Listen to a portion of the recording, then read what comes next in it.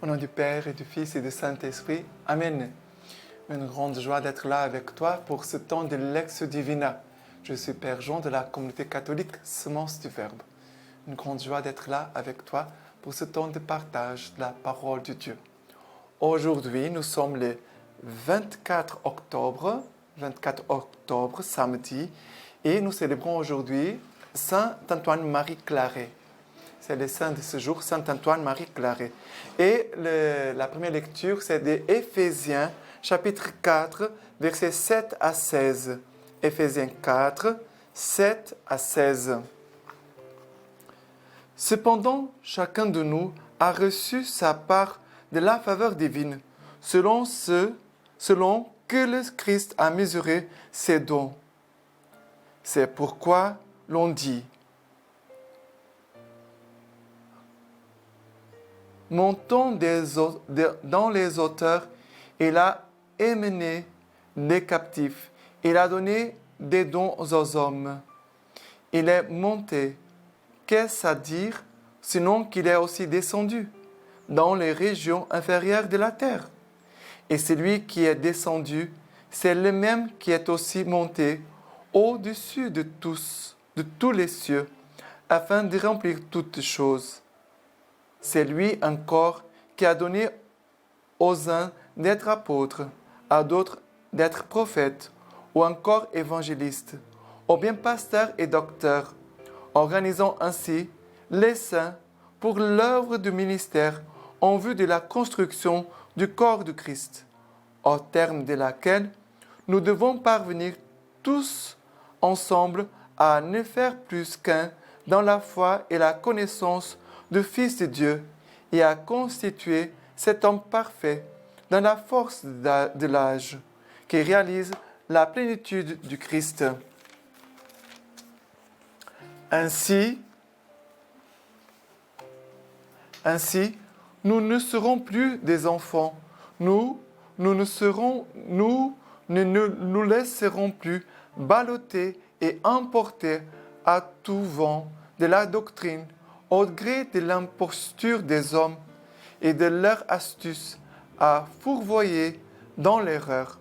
Mais vivons selon la vérité et dans la charité, nous grandirons de toute manière vers celui qui est la tête, le Christ, dont le corps tout entier reçoit concorde et cohésion par toutes sortes de jointures qui le nourrissent et l'actionnent selon le rôle de chaque partie, opérant ainsi sa croissance et se construisant lui-même dans la charité. Alors, cette première lecture d'aujourd'hui nous dit que chacun de nous a reçu sa part de la faveur divine, selon que le Christ a mesuré ses dons. Ça veut dire que chacun de nous a reçu sa part de la faveur divine. Ça veut dire qu'il n'y a pas aucun de nous, aucune personne qui peut dire « je n'ai pas reçu la faveur divine ». Nous tous, nous avons reçu la faveur divine selon ce que le Christ a voulu. Mais nous avons tous. Ça veut dire que nous devons avoir un cœur reconnaissant pour ce que Dieu nous a donné. Mais quand je parle de ce que Dieu nous a donné, je ne parle pas des choses matérielles. Je parle aussi de ta personne. Parce que la plus grande richesse que nous avons, c'est notre personne. C'est mon corps, la capacité que Dieu m'a donnée, l'intelligence, ma façon de faire, de travailler, les capacités que j'ai. On doit rendre grâce à Dieu. Et en même temps, avoir un cœur rempli d'actions de grâce, parce que comme ça, je peux voir la faveur divine en moi, je peux voir la faveur divine dans les autres et dire voilà. Comme ça, je peux voir mieux le visage de Christ. En voyant toutes les faveurs divines que nous avons reçues, je peux contempler mieux le visage de Christ. Et après, il va dire,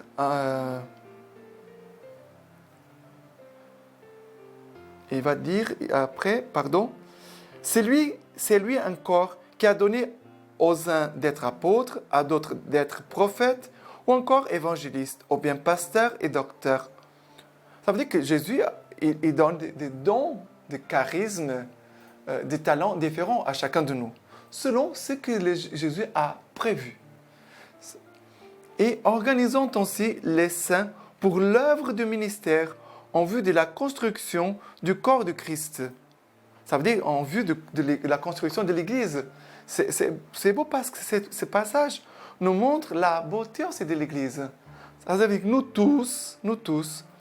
nous avons un rôle important, une place importante dans cette œuvre que c'est l'Église, en vue du ministère de la construction du corps du Christ. C'est très beau. Le Seigneur, il nous a constitués membres de son corps, mais chacun a une grâce propre. Et après, il va dire, tous ensemble, à ne faire plus qu'un dans la foi et la connaissance du Fils de Dieu, et à constituer cet homme parfait dans la force d'âge qui réalise la plénitude du Christ. Ça veut dire que nous sommes appelés à devenir un, à vivre cette unité dans l'Église.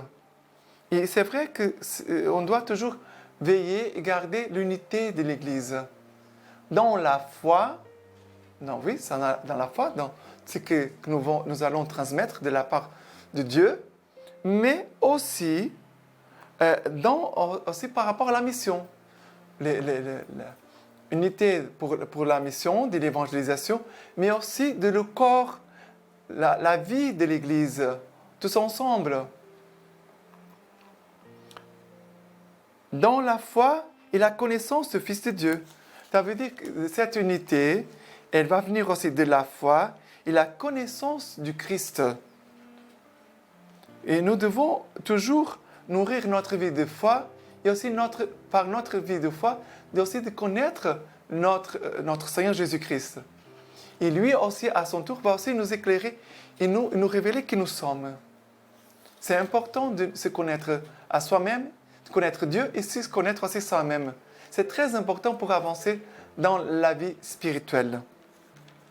Et après, Saint Paul, il va dire, « Ainsi, nous ne serons plus des enfants. » Ça veut dire que si nous vivons cette unité, cette connaissance de Dieu, connaissance de nous-mêmes, nous allons vivre profondément la présence du Christ et la volonté du Christ.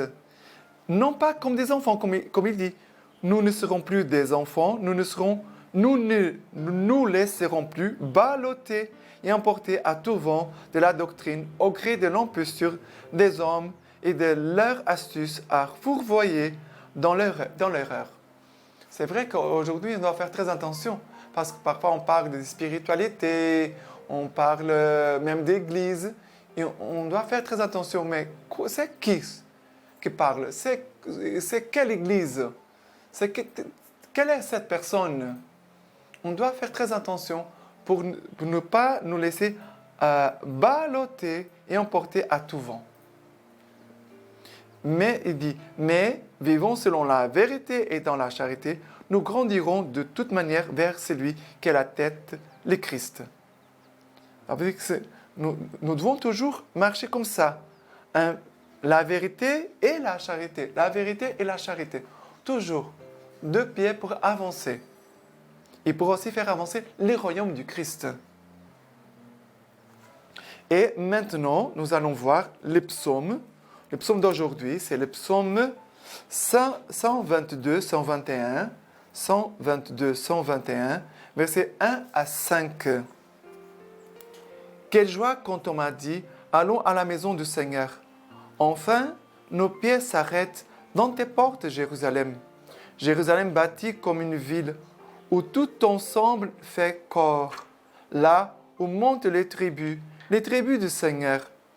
Et pour Israël une raison de grande grâce au nom du Seigneur, car ils sont là, les sièges du jugement, les sièges de la maison de David.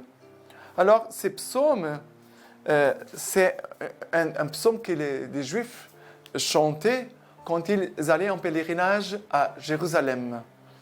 Alors, c'est pour ça qu'ils disent, quelle joie quand on m'a dit, allons à la maison du Seigneur.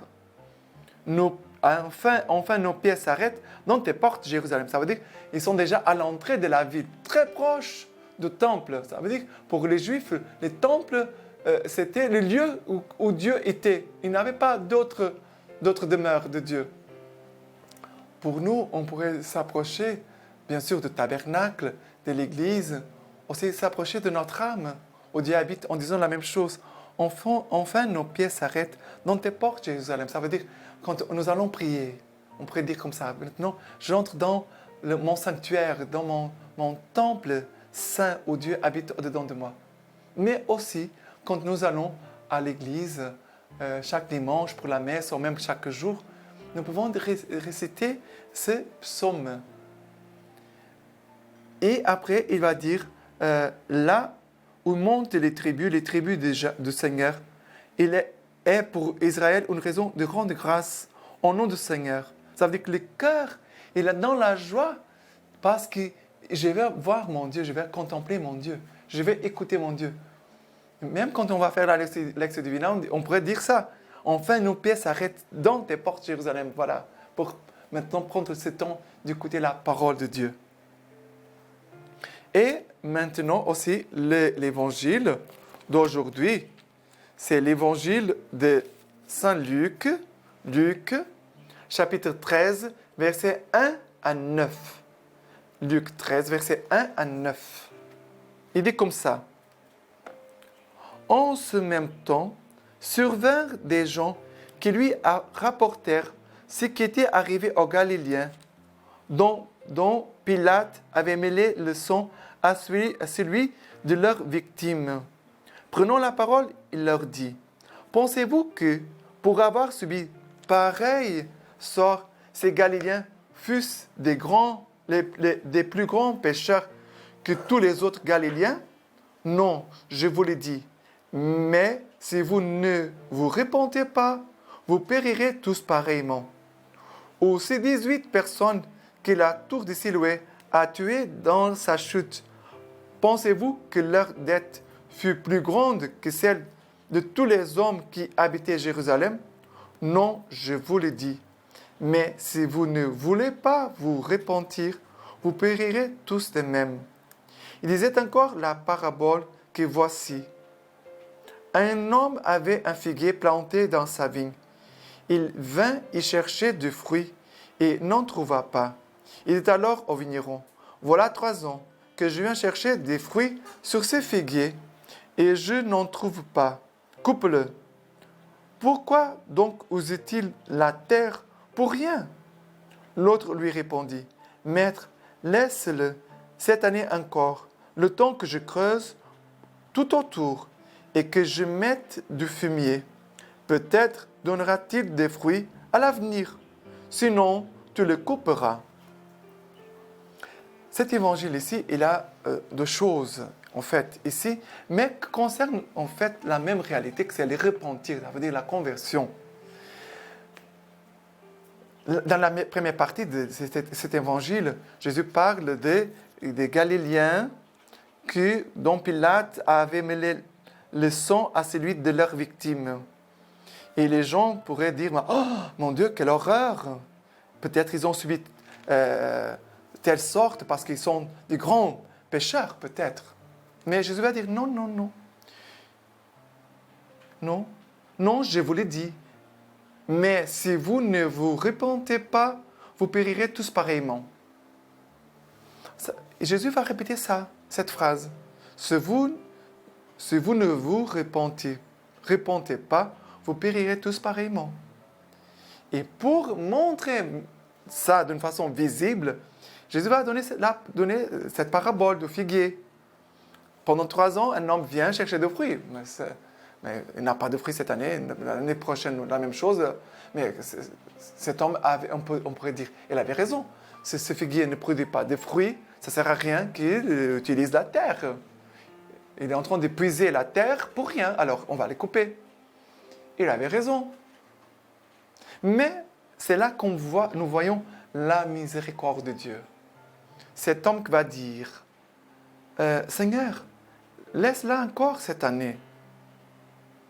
Le temps que je creuse tout autour et que je mette du fumier. Peut-être donnera-t-il des fruits à l'avenir. Ça veut dire, cet homme, il a de l'espérance par rapport à cet arbre, ce figuier. Il va porter des fruits. Il avait comme une espérance, une certitude que ce figuier va porter des fruits. Mais il faut un travail. Il a un travail de creuser autour et aussi mettre du fumier. Ça veut dire qu'on doit entrer dans la profondeur.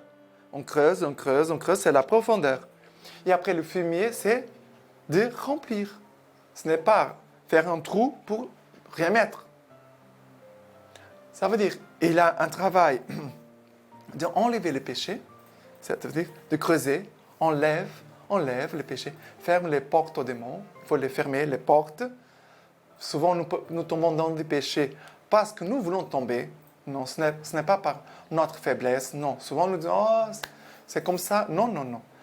Parfois, nous tombons dans des péchés parce que nous voulons tomber. Nous n'avons pas fait notre part. Il faut creuser, enlève. Mais en même temps, c'est creuser, c'est aussi la vie de la parole de Dieu qui va venir travailler notre âme.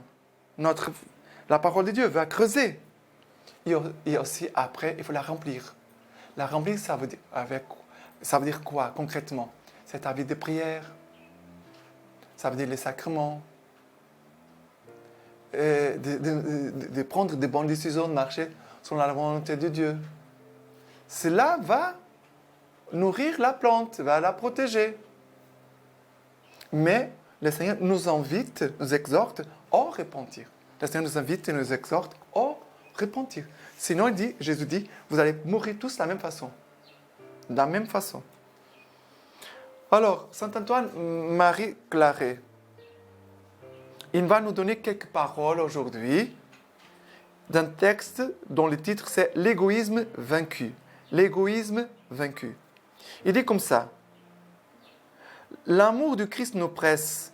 L'amour du Christ nous aiguillonne, nous incite à courir et à voler.